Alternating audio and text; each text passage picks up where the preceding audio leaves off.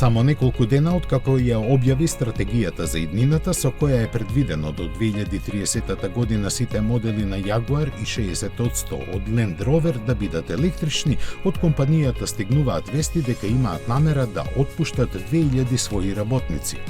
Аналитичарите сметаат дека до оваа одлука, која не се целосно поклопува со плановите, мораше да дојде бидејќи досега се игнорираа сигналите за ќорсокакот во кој компанијата можеше да навлезе.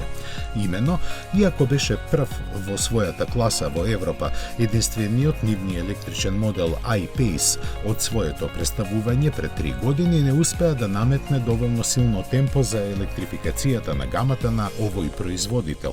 Заради тоа, веќе се започна со барање партнер за развој на новите генерации електрични возила. За тоа придонесе и недостатокот од слободни средства за инвестирање, бидејќи индиските сопственици Tata Motors финансиски воопшто не ги поддржаа плановите на британците.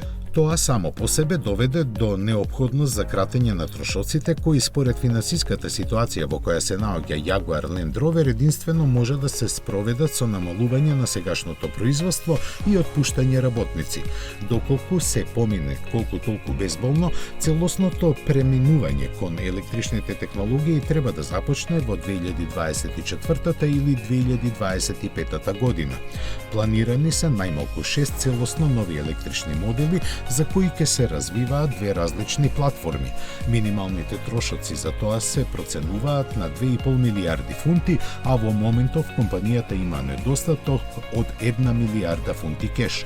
Треба да се спомене и дека Jaguar I-Pace, кој е европски автомобил на 2019 година, воопшто не се произведува во Велика Британија, туку доаѓа од погоните на Magna Steyr од Австрија.